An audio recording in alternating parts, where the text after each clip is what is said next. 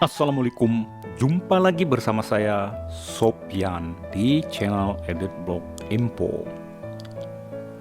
Malam ini saya masih lagi memiliki sebuah topik tentang upaya manusia mencurangi kematian demi menggapai hidup abadi melalui sains dan teknologi.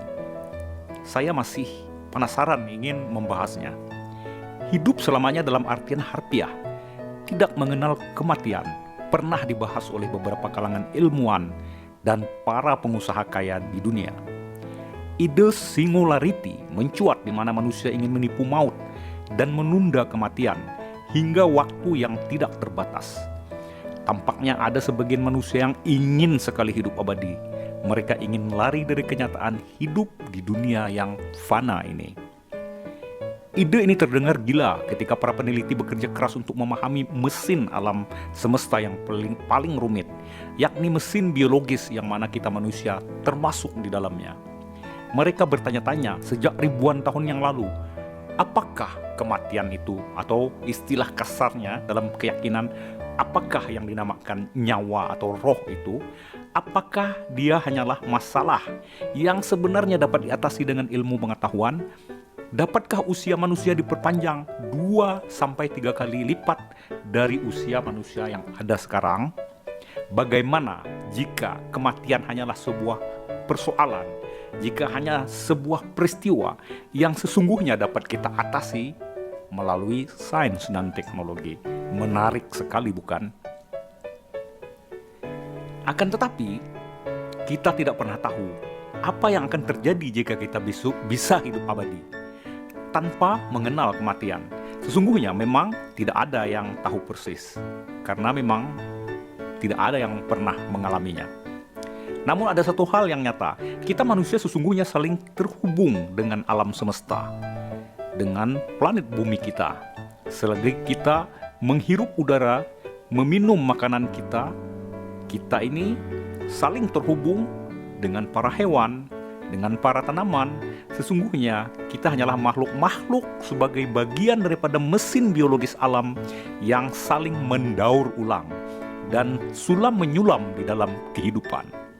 Kita adalah lingkungan yang walau terlihat saling mendominasi, namun masih diwasiti oleh hukum keseimbangan alam agar mesin kehidupan dapat berjalan terus-menerus sebagaimana mestinya. Kita akan membahasnya satu persatu, yaitu pertama, mesin alam semesta. Tidak terlalu rumit jika ada makhluk abadi dan kita menjadi salah satunya. Sesungguhnya ras manusia terlihat belum siap untuk itu. Lihatlah kita, masih sama dengan hewan-hewan itu, masih sama dengan makhluk-makhluk lainnya, masih memakan daging, masih memakan pucuk-pucuk tanaman, masih menghirup oksigen dan meminum cairan. Semuanya untuk hidup agar mesin tubuh biologis kita tetap bekerja. Kita mengkanibal mesin lain, yaitu tubuh atau mesin-mesin biologis hewan lain. Ya, mereka adalah hewan-hewan dan tanaman. Kita mengolah protein mereka untuk dijadikan darah, menguatkan otot, menghidupkan neural di otak kita. Bukankah sebagian kita tidak bermaksud untuk sekejam itu? Pilihan apa lagi selain itu? Artinya kita dipaksa oleh hukum mekanisme alam. Kita tidak pernah memikirkan teriakan kesakitan makhluk-makhluk yang kita sembelih dan kita makan dagingnya. Dan itu adalah harga dan bayaran daripada sebuah kehidupan.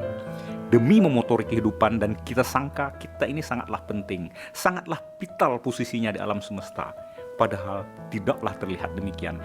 Kita hanya dilengkapi dengan sensor, perasa, dan merasa penting. Sama seperti singa yang merasa mereka sangat penting. Jadi kita ini merasa kita ini adalah sentral kehidupan, padahal kita hanyalah salah satu debu dan butir-butir kehidupan itu sendiri. Singa dan harimau tentu juga demikian ketika mereka memangsa seekor impala. Bukan salah mereka jika mereka hidup dengan cara itu. Hukum alam telah mengaturnya. Rusa memiliki pilihan, hanya berlari saat dikejar oleh harimau. Tidak ada pilihan untuk melawan. Ada mekanisme alam yang sedang berjalan. Perasaan kita teriris melihat seekor bayi kijang yang cantik dimangsa oleh macan. Tetapi apa hak kita mencampuri hukum alam? Perhatikan baik-baik. Bayi impala dikunyah hidup-hidup oleh seekor jaguar. Dan jaguar itu pulang ke sarangnya untuk menyusui bayi-bayinya. Itulah hidup. Bagaimana manusia? Bagi manusia ada kesadaran yang lebih dalam walau harus hidup seperti itu. Kita dapat menghitung banyak hal dengan kecerdasan matematika. Kita dapat membunuh makhluk lain dengan cara yang lebih halus. Namun kita tetap hipokrit. Kita tetap munafik untuk tidak mengakui bahwa kita membunuh mereka. Karena sebenarnya kita semua sedang saling mengkanibal satu dengan yang lain. Ketika giliran manusia mati, mereka akan dimakan oleh cacing dan ulat-ulat, oleh jasad renik, untuk diuraikan menjadi humus yang akan dimakan oleh berbagai jenis tanaman ketika akar-akar mereka menembus ke dalam tanah hingga menyerap saripati ke dalam kubur-kubur kita di dalam. Peta genetik kita tersebar. Ketika dimakan, peta genetik kita pun tersebar di antara hewan dan tanaman. Untuk kemudian hewan memakan tanaman-tanaman tersebut. Tanaman memakan jasad dari jasad renik tersebut. Kemudian tanaman tumbuh dimakan oleh hewan-hewan seperti rusa. Kemudian hewan-hewan, di antara hewan-hewan itu kita makan kembali. Artinya kita ini sedang didaur ulang. Mengapa kita mensakralkan hak kita untuk menjadi pemangsa? Karena kita dipasangi mesin perasa dan mesin ego.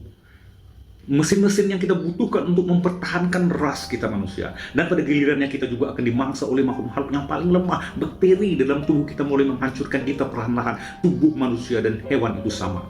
Mereka akan hancur seiring waktu. Namun peta genetik mereka sangat kokoh. Gen atau genetik tidak pernah hancur saat tubuh kita mengurai menjadi humus dan tanaman. Di mana gen-gen itu hanya aktif ketika bertemu dengan jenisnya. Ketika manusia makan kangkung, barangkali di dalam kangkung ada zat dan elemen yang hanya cocok buat manusia, namun tidak cocok buat kambing. Sebaliknya cocok buat kambing, tidak cocok untuk manusia. Kita hanyalah sekelompok entropi kata dalam adonan alam semesta. Karena di dalam diri kita juga tersimpan banyak hal yang dibutuhkan oleh hewan dan tanaman. Kedua, kita saling bergantung. Kita memasuki kehidupan bersosial dengan sesama manusia. Iya, saya butuh manusia lain agar tidak kesepian hidup di permukaan bumi ini. Tidak mungkin saya bersosial dengan kambing. Walaupun saya dan para hewan maupun para tanaman hidup dalam menghirup udara yang sama, meminum air yang sama, saya jelas tidak dapat mengandalkan mereka untuk kehidupan bersosial saya.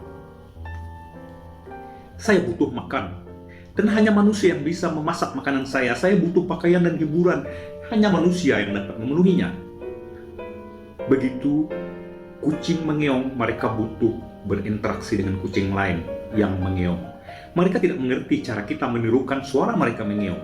Walaupun mereka hidup di tengah kita, hukum alam telah membuat realitas tembok antara kita dan mereka begitu berbeda. Mereka begitu berbeda dengan kita, baik visual maupun emosional.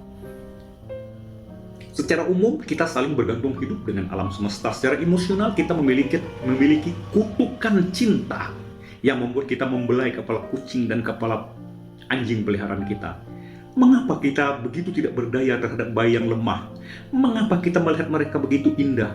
Karena di dalam tubuh kita terpasang sensor-sensor kutukan perasa yang mengikat kita dengan hal-hal terpilih seperti itu, yaitu kutukan cinta dan empati.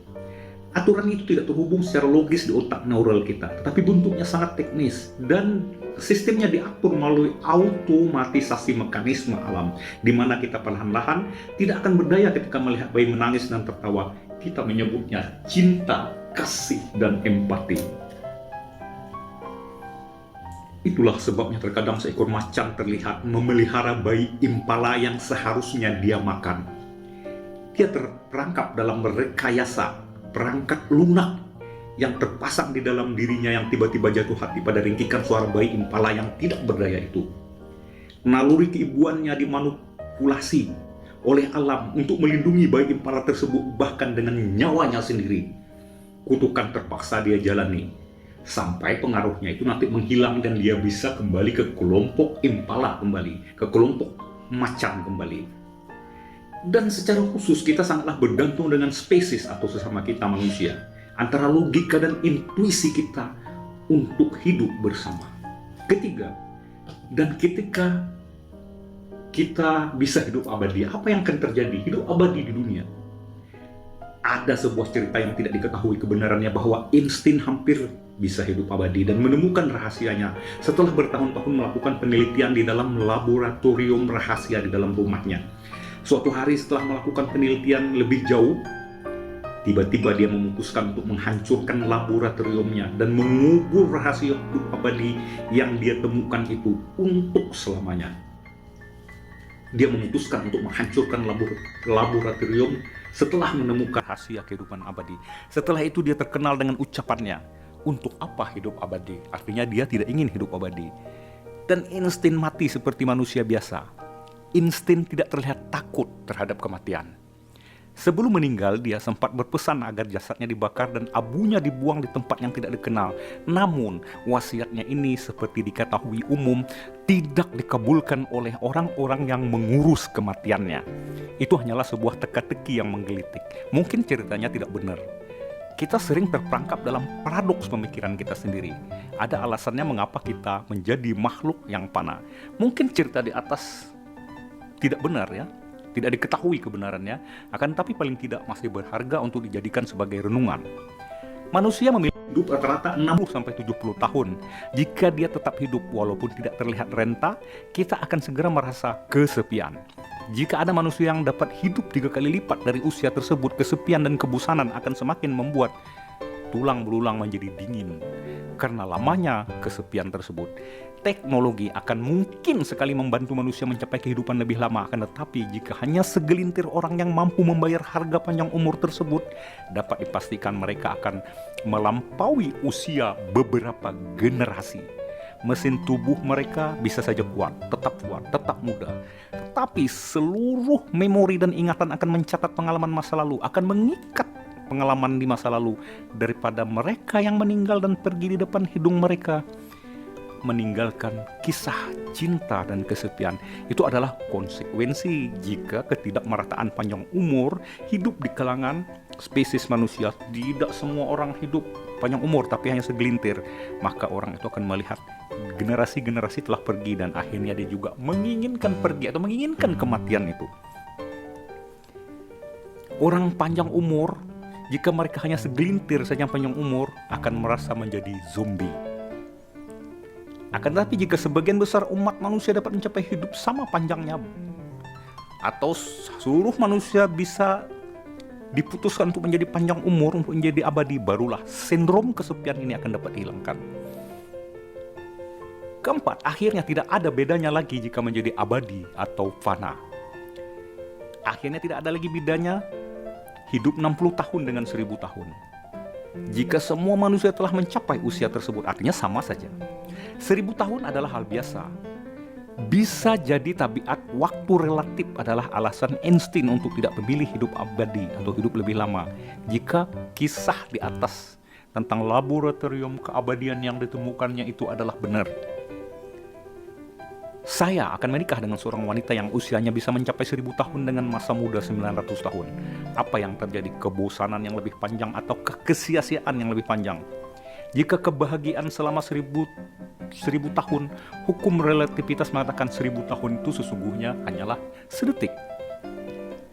Tidak lebih daripada 60 tahun, tidak lebih daripada 1 tahun. Pikirkan, saya harus berbisnis selama ratusan tahun, selama 800 tahun, menikah selama 900 tahun. Apa perbedaannya? Dan saya akan melihat semua hewan peliharaan mati dalam sekejap mata, karena usia mereka hanya 20 tahun. Itu tidak sebanding lamanya hidup mereka dengan hidup saya yang 1000 tahun. Berapa kali kesedihan saya jika harus melihat anjing kesayangan saya mati. Setiap 20 tahun, dalam 1000 tahun hidup saya. Oh, tidak. Tentu saja teknologi juga akan membuat hewan peliharaan Anda tetap lucu selama 700 tahun. Jika demikian, apa perbedaan antara 60 tahun dengan 600 tahun dalam rutinitas hidup selain angka dan hitungan saja? Jadi hidup kita bukanlah sekedar sebuah hitungan angka dalam waktu. Hidup adalah bagaimana itu harus dijalani dengan benar dalam ruang waktu dan hukum alam yang sebenarnya. Kelima, perjalanan ruang angkasa menuju ketepian alam semesta. Namun cerita akan segera menjadi lain jika kelak kita dapat mengarungi angkasa luar di luar dunia kita.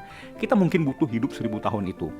Kita mungkin butuh hidup 1000 tahun lamanya, karena jarak planet ke planet membutuhkan ratusan tahun perjalanan cahaya. Ratusan perjalanan cahaya bisa begitu cepat